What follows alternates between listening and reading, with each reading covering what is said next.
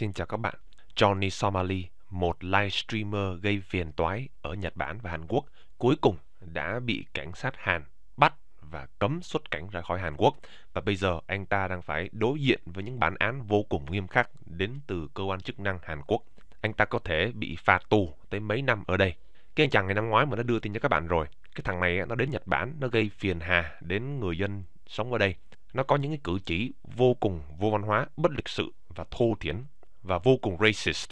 Nó đi đến đâu là nó kêu Hiroshima, Nagasaki, ý muốn nói hai cái thành phố mà đã bị Mỹ thả bom nguyên tử. Và bây giờ khi nó đến Hàn Quốc thì nó đã xúc phạm lên một cái tượng đồng người phụ nữ dái khuây, một cái biểu tượng của những người phụ nữ Hàn Quốc ngày xưa bị gửi sang phát xít Nhật để làm nô lệ tờ giờ. Hàn Quốc đã không thể chịu nổi cái hành động của thằng này nữa và đã quyết định bắt anh chàng này. Trong video này mình sẽ cho các bạn biết cái thằng này là ai và cái lý do vì sao người Nhật Bản ngày càng một ghét khách du lịch quốc tế, và cụ thể hơn đó là những cái người có màu da không phải là trắng, đặc biệt là những người YouTuber Mỹ làm loạn ở Seoul bị cấm rời khỏi Hàn Quốc. Cảnh sát Hàn Quốc đã mở một cuộc điều tra đối với Johnny Somali vì tội cản trở công việc kinh doanh và cáo buộc sử dụng ma túy. YouTuber gây tranh cãi này cũng bị cấm rời khỏi Hàn Quốc trong khi cuộc điều tra diễn ra. Đồn cảnh sát Seoul Mapo đã bắt đầu điều tra Johnny Somali sau khi người này bị cáo buộc gây rối hoạt động kinh doanh tại một cửa hàng tiện lợi ở Seoul vào ngày 17 tháng 10. Streamer bị cáo buộc đã đổ mì ăn liền lên bàn sau khi một nhân viên ngăn anh ta uống rượu. Khi nhiều nhân viên khác vào cuộc để ngăn cản người phát trực tiếp này, anh ta bị cáo buộc đã đáp trả bằng bạo lực và vu khống. Ngoài ra, cảnh sát tiết lộ rằng họ cũng có kế hoạch bắt đầu điều tra về cáo buộc sử dụng ma túy sau khi nhận được báo cáo thông qua đường dây nóng. Johnny Somali là streamer gây tranh cãi, khét tiếng vì nội dung khiêu khích. Người này đã bị cấm nhập cảnh vào Nhật Bản sau khi bị buộc tội cản trở kinh doanh tại một nhà hàng gyudon ở Osaka. YouTuber này gần đây đã gây phẫn nộ ở Hàn Quốc vì một loạt hành động khiếm nhã. Người này không chỉ bị đuổi khỏi tàu điện ngầm Seoul vì mở to nội dung khiêu dâm trong buổi phát trực tiếp, mà còn tỏ ra thiếu tôn trọng đối với một bức tượng phụ nữ. Trong buổi phát trực tiếp, Somali đã được nhìn thấy đang hôn, lắc mông và biểu diễn các điệu nhảy gợi cảm xung quanh bức tượng. Trong vài tuần qua, nhiều YouTuber Hàn Quốc tích cực truy tìm Johnny Somali, một số thậm chí còn có ý định đối đầu với anh ta. Yoo Dae-gun, cựu binh của đội phá dỡ dưới nước UDT, đã đấm đánh ngã Somali trong buổi livestream. Cảnh sát gần đó nhanh chóng bắt giữ Yoo và sau đó người này đã được thả. Các bạn hãy xem một vài hành động tiêu biểu của cái thằng Johnny Somali này nhé. Korea, Israel, Korea, you know what I mean? Y'all niggas ain't got nothing going on. Y'all niggas is weak as hell. Y'all Korean niggas is weak as. Các bạn thấy nó chửi Hàn Quốc chưa? Korean is weak as hell. The YouTuber who danced lewdly before Sonyeon sang and kissed the statue's lips asked, "Am I going to be killed just because I danced with the metal statue?" and then showed another statue that he may target. Đó, nó đang xúc phạm đến tượng phụ nữ dái khuây của Hàn Quốc, tiếng Anh gọi là comfort women. Đó là biểu tượng của những người phụ nữ đã bị cưỡng chế đem sang Nhật Bản, phát xít Nhật ngày xưa cái hồi chiến tranh để làm tiêu khiển cho lính Nhật. Đó là một cái tội ác chiến tranh. Cho nên bây giờ ở Hàn Quốc người ta có cái bức tượng đấy để biểu tượng cho những nạn nhân, những người phụ nữ quá cố. Such actions have infuriated many Koreans because the statue symbolizes all women, including girls, who were forced into sexual slavery by the Japanese military during World War II. That's my next target. Where the can I find this one? Related to his antics, charges have been filed against the American for assault and narcotics use. Somali, however, refuted all accusations leveled against him and said he is cooperating with South Korean police in regards to the assault and narcotics charges. Police protection. You cannot touch me. This is a United States military base. Cảnh sát Hàn Quốc, tao thách tụi mày dám động vào tao, bởi vì cái chỗ này là căn cứ quân sự của Mỹ. Cái thằng này nó nói cái gì vậy? I am American. America built this country. Tao là người Mỹ, nước Mỹ đã xây nên cái quốc gia này. Ý nó nói là Hàn Quốc có được đó là nhờ nước Mỹ. Law enforcement authorities, meanwhile, stressed that rumors about Somali getting police protection are not true. Somali, who may have been trying to get out of Korea so he can cause mischief somewhere else, will not be able to leave for some time. Johnny Somali nói rằng là anh ta đang được bảo vệ bởi cảnh sát, nhưng thật ra điều này không phải. Anh ta đang bị câu lưu, đang bị giữ, đang bị giam cầm, không cho rời khỏi Hàn Quốc để mà người ta tiếp tục điều tra. Và anh ta không thể đi sang nước khác để mà gây trò gây sự được nữa. being as he will have to respond to allegations of criminal activities. Anh ta phải trả lời những cái chất vấn về hành vi phạm tội của anh ta. Các bạn hãy coi video tiếp theo của Korea Now, một kênh đưa tin Hàn Quốc. The video of an American YouTuber who's been engaging in outrageous acts such as insulting the Statue of Peace and causing disturbances in convenience stores recently went viral online and sparked outrage in South Korea. The YouTuber was eventually... Thấy chưa, nó đổ nước mì ở trong quán luôn. Nó ăn mì xong nó đổ nước ở trong. Recently went viral online and sparked outrage in South Korea. The YouTuber was eventually booked by the police on Thursday. His name is Johnny Somali, a 24-year-old American man who makes money by uploading controversial actions on his YouTube channel. During his travels in Korea over the past month, Somali uploaded a video of himself kissing the Statue of Peace in Itaewon and performing a lewd dance in front of the monument. He also uploaded... Thực hiện một điệu nhảy trước cái bức tượng phụ nữ hòa bình, phụ nữ giải khuây. Performing a lewd dance in front of the monument. He also uploaded a video of himself pouring instant noodles on a convenience store table after an employee stopped him from drinking alcohol. As Somali's utter disrespect for proper behavior continued, criticism mounted, local police confirmed it was investigating his actions.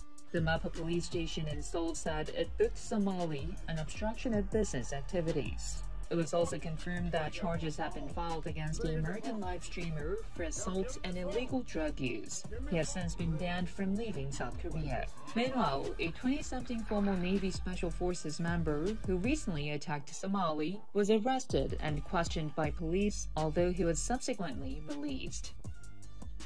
Đó là cái câu chuyện của Johnny Somali. Nhưng mà anh ta chỉ là một trong những cái trường hợp của cái làn sóng người nước ngoài vô ý thức đến Nhật Bản và Hàn Quốc gây sự nhũng nhiễu, đặc biệt là những người. Mình nói vậy các bạn tự hiểu rồi nhé. Mời các bạn coi video. Cái tình trạng người nước ngoài ở Nhật Bản bây giờ rất là tệ. Japan has turned into a theme park for tourists. It seems like every other week there's a new video going around the internet where tourists act like they own the country, which eventually leads into public outrage. Những cái hành động của những người này á, nhảy múa, ca hát, diễn trò, diễn xiếc ở ngoài công cộng, ở trong tàu điện, nhà ga đã khiến cho Nhật Bản người ta đăng một cái poster này: không được diễn xiếc ở ngoài công cộng. Nhật Bản không phải là công viên giải trí. Ở trên đó là có cái hình logo người đàn ông. Các bạn nhìn không có lầm đâu. Cái này mà ở Mỹ á, là có vấn đề rồi đấy. Nhưng mà ở Nhật Bản người ta không quan tâm. Người ta thấy á, cái sắc tộc nào mà có những hành vi cản trở nhất á, là người ta nói thẳng ra luôn. Người ta làm một cái dấu X to đùng gạch lên một người đàn ông có. Nhật Bản không có kiêng nể. Người ta thấy sao là người ta nói như vậy. Đó là cái lý do vì sao mà những cái người này ở nước Mỹ á, họ rất là nhờn, họ rất là láo. Họ lúc nào họ cũng ca cái bài ca là phân biệt chủng tộc, phân biệt vùng miền, để mà nó giải thích cho những cái hành động thô xích, những hành động vô văn hóa bất lịch sự của bọn họ. Nhưng cái điều này không có áp dụng được ở Nhật Bản. Nếu mà anh có những hành động thô xích thì anh sẽ bị lên án. Và anh sẽ là đại diện cho những cái sắc dân của anh. Đừng có mà trách vì sao người ta phân biệt vùng miền nhé. Leads into public outrage. Things have gotten so bad that now there's a name for them. People who do this kind of stuff are called Meiwaku Gaikokujin, which simply translates to nuisance foreigners, and the tức là người nước ngoài phiền toái. Situation is worse than ever before. Thế là phao, The Japanese economy is not doing good, and they're cái ông Nhật Bản này nhìn mặt đúng khinh bỉ luôn, các bạn nhìn nhé. Worse than ever before. The Japanese economy is not doing good, and their currency is weaker than it has been in decades. This means that Japan has become an affordable place to visit for people across the world, which has caused tourism to spike up. And as of right now, Japan is having the most tourists visiting the country that it has ever had before in its history. With millions of people visiting, there's bound to be bad eggs in the bunch who don't know how to be respectful in a foreign country. This is further affected by the fact that now with the rise of social media, influencers have started spreading the image that Japan is a fun cartoon land where everything's quirky themed. We've already had many situations like this go viral this year, And now with another video popping up with these guys dancing and doing pull-ups on the train, I thought it's time to talk about this again. Nó làm mấy cái trò này, người Nhật người ta không có phản ứng với mấy cái trò khỉ này, thấy không? Một ông đứng dậy luôn, rời bỏ ghế luôn, không có đi nữa. No, I'm not saying I haven't thought about doing pull-ups in the train, but the reason I haven't done it is simply because it's not something you should be doing in Japan. Since most people in here have to spend hours in the train, packed like sardines on their way to work, there's a consensus that trains are a place where you don't mess around. Sure, there are many Japanese people who don't follow the rules and cause chaos in the train, but the difference is that it's their country. Đúng rồi, mình thấy mắc cười nhất á, ví dụ giống như là mấy cái đứa Việt Tô Côn, mấy cái đứa Việt Nam ở Nhật á, nó phạm tội, xong rồi nó kêu là người Nhật cũng ăn cắp mà, người Nhật cũng vi phạm luật giao thông mà. Cái tụi này nó bị gì vậy? Đó là nước của người ta có phạm tội gì đi chăng đi thì đó vẫn là nước của người ta. Còn bây giờ mày đang ở đất khách quê nhà thì mày phải điều tiết chế cái hành vi lại. Bạn nó có thể cởi truồng ở trong nhà của các bạn, nhưng mà nếu các bạn sang nhà người khác ấy, làm ơn á, hãy mặc quần áo vào cho nó đầy đủ. Nhập gia thì phải tùy tục. Of course, they shouldn't be doing it either. But tourists should put an extra effort into not acting like dickheads, because it's just not cool. You might like walking around naked in your own house, but if you come to my house, keep your clothes on. I don't want to say doing an obnoxious TikTok dance on the train is the worst thing you can do, and even some kids seem to be enjoying it on the videos. But to me personally, it doesn't matter where I am. When I'm coming home from my 18-hour shift at the office, I don't want to see this bullshit. And there are clearly people who think like me on the video, as you can clearly see from the reactions they give to this guy. Người ta đúng Let khinh me thường be luôn. straight with you. Japan as a country can be pretty racist. Living here means that I have to put extra effort into being. Mấy cái đứa mà nó nói rằng Nhật Bản là phân biệt chủng tộc á, thường là những cái đứa hay phạm tội nhất, nó hay gây phiền nhiễu, nó không có tuân thủ được nội quy luật lệ. Nếu các bạn tuân thủ đúng nội quy luật lệ thì Nhật Bản không có bao giờ người ta phân biệt đối với các bạn. Inconsiderate. For example, if a Japanese person sees another Japanese person crossing the road on a red light, they're going to think that one guy is an a-hole who doesn't follow the rule. A-hole tức là một thằng khốn. But if they see me cross the road on a red light, they're going to think all foreigners are a-holes. So... Đúng là như thế. Một cái hành động của các bạn nó sẽ đại diện cho cả cái quốc gia. Các bạn là may mắn lắm đấy, là có cùng màu da với lại cái vẻ bề ngoài giống như người Nhật. Nếu bây giờ Việt Nam mà có cái nước da hoặc là đặc điểm cơ thể khác với người Nhật đi, thì sau bao nhiêu là những cái tội phạm được gây ra bởi nguyên sàng, bởi bộ tộc bộ đội ở đây á, thì chắc chắn á, người Việt Nam đi chỗ nào cũng sẽ bị người ta kỳ thị, gièm pha, bới móc. May mắn lắm ấy là chúng ta nhìn khá giống người Nhật, chứ nếu chúng ta nổi bật giống như là người da trắng, người da đen đi, thì chắc chắn còn bị gièm pha nhiều hơn nữa, nếu mà các bạn không có gương mẫu. So, in order to keep us foreigners on good terms with the locals, I have to act like a saint, which is fine. I'm here because I want to be here, and that's the sacrifice I have to make. If you even can call, having to act like a nice person to be a sacrifice. Over the years, we have had many nuisance foreigners causing trouble and being on the news. But things between the tourists and the Japanese are worse than they have ever been now, and it's only getting worse each day. The good thing is that collectively the internet has been clowning on these guys and condemning their actions whenever situations like this have popped up. One thing I'd like to remind people though is that not every Japanese person thinks doing stuff like this is as disrespectful as you might think. Đúng rồi. Người Nhật không phải ai cũng phân biệt chủng tộc, hoặc là họ cũng thấy khó chịu hoặc là không có muốn tiếp nhận những cái văn hóa mới đến từ bên nước ngoài. Nhưng mà cái gì thì cái thì các bạn phải tuân theo cái nội quy luật mà phần đa số, phần đông nước người ta tuân thủ. When you look at the comments, there's usually a mixture of opinions. Though, unsurprisingly, since the country is 98% Japanese and many people here have a negative opinion on foreigners, they usually tend to lean into negative territory. And rightfully so.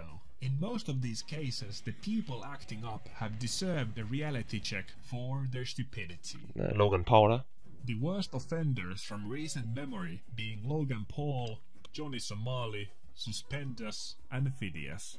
These are the big ones, but there are many smaller ones happening all the time. Just recently, a girl was on the news for doing TikTok challenges on a local shrine, which was probably the wrong place to be doing that. Nó phá kìa. There has also been huge talk about tourists taking photos of Mount Fuji in the wrong places, blocking the traffic, and overall causing nuisance to the local people. Not to forget, tourists in Kyoto taking photos of the Maiko in extremely disrespectful manner. There's a huge spectrum of the nuisances tourists do around here, tấn and công I kìa. tend to agree with many of the Chụp ảnh cho bằng được, cái since bà kia né tourists qua can bên be rồi. annoying anywhere in the world. Then there are some things where the hatred against tourists goes a bit too far, and the national news start blaming foreigners for eating all the rice in the country, like I mentioned in my earlier video. So the Japanese reactions to these events are mostly understandable, but sometimes they might be a bit too extreme. But one thing I've noticed when reading the reactions from the West is that, at least to me, it seems like many people out there simp for Japan a bit too hard. Japan is considered to be the cleanest, most respectful paradise on earth. And sure, it is a great country, but in the end, I do think people forget it's just a country. When some a-hole travels on the train without a ticket in Japan, people go insane and want to cancel them. But when someone does it in another country, nobody cares. When Assassin's Creed gets historical things wrong about Japan, there's an outrage. But when they do it in their other games, nobody cares again. Most of the time, these things deserve to be ridiculed, and it's nice that people want to defend the country I live in and love.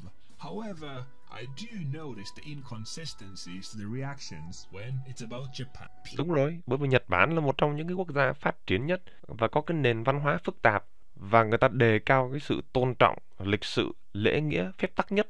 Nếu mà đến Nhật Bản mà các bạn có những cái hành động mà nó thô thiển vô văn hóa thì chắc chắn các bạn sẽ bị lên án mạnh hơn là so với các quốc gia khác. People love the idea of Japan being this utopia, which is why most online content about it is how amazing everything is in here simply because it sells. I try my best to give a realistic view of the country in my videos because I want you guys to love the country like I do. I want you to love it for what it is, not for what you'd want it to be. Japan is not an utopia, it's just a regular country. But don't forget that when you're traveling in here, even though it is just a regular country, it's not your country. Đúng rồi. So to anyone who wants to travel to Japan, do your best and try to avoid acting like you own the place. Đúng vậy. Because, well, you don't. Whenever people act like this, it only makes the local people hate us foreigners even more, and will make traveling to Japan harder for all of us. Japan has turned into a theme Vậy thì mình mong rằng sau cái video này sẽ khiến cho các bạn hiểu hơn về những cái loại người mà nó phá phách nghịch ngợm như thế này ở Nhật Bản là như thế nào. Nhật Bản cũng chỉ là một trong những quốc gia giống như các quốc gia khác thôi. Làm ơn đấy, hãy tôn trọng người dân địa phương bất kỳ chỗ nào mà các bạn đi đến. Không chỉ có mỗi Nhật Bản, nước nào cũng thế. Nhập ra thì phải tùy tục. Rồi các bạn đừng có mà than khóc khi mà người ta phân biệt đối xử với các bạn sau khi mà các bạn đã có những cái hành vi vô văn hóa và thô thiển nhá. Xong rồi bài ca là phân biệt chủng tộc, là phân biệt vùng miền, trong khi không bao giờ mà chậm rãi nhìn lại bản thân mình đã làm những cái hành động mà nó hợp lý, hợp pháp hay chưa. Xong rồi các bạn đừng có ca cái bài ca phân biệt vùng miền, phân biệt chủng tộc khi mà bọn họ đối xử với các bạn không có mấy thiện cảm nhé. Bởi vì các bạn đã xứng đáng với cái sự đối đãi nồng hậu hay chưa. Nếu mà các bạn có những cái hành xử xấu xí như thế này, đi đến đâu thì hãy học theo tập tục phong oán của nơi đấy. Nếu mà các bạn muốn được tôn trọng, nếu muốn được tôn trọng thì các bạn phải tôn trọng người khác đầu tiên. Cảm ơn các bạn đã lắng nghe. Chúc các bạn một ngày tốt lành.